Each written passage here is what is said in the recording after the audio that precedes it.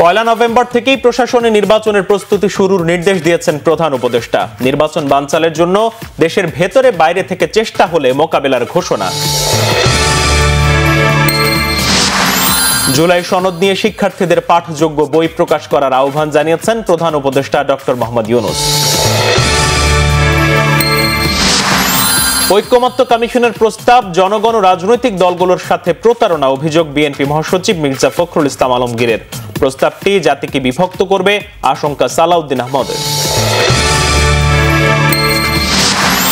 গণভোট না হলে নির্বাচনে দেরি হতে পারে বললেন জামাতের সেক্রেটারি জেনারেল মিয়া গোলাম পরওয়ার।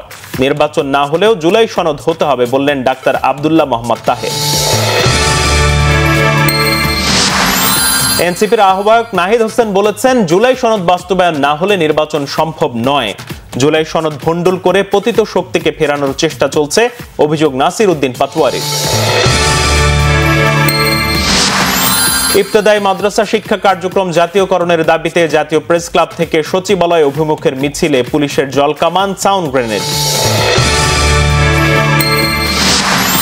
গত 16 বছরের সকল গুম, খুন ও রক্তক্ষয়ের সবচেয়ে বড় কারণ তত্ত্বাবধায়ক ব্যবস্থা বাতিলের রায়, এমন মন্তব্য করেছেন সিনিয়র আইনজীবী অ্যাডভোকেট জয়নুল আবেদিন। মেট্রো রেলের সার্বিক নিরাপত্তা ও দুর্ঘটনার বিষয়টি খতিয়ে দেখতে বিশেষজ্ঞ কমিটি গঠন করে 30 দিনের মধ্যে রিপোর্ট দিতে হাইকোর্টের নির্দেশ। চীনের প্রেসিডেন্ট শি জিনপিং এর মার্কিন প্রেসিডেন্ট ডোনাল্ড ট্রাম্পের বৈঠকে দুই দেশের টানাপোড়েন স্বাভাবিক হয়ে আসতে পারে বলে আশা বিশ্লেষকদের। দ্বিতীয় টি-20তে বাংলাদেশকে 14 রানে হারিয়ে 1 ম্যাচ হাতে রেখেই সিরিজ নিজেদের করে নিল ওয়েস্ট ইন্ডিজ।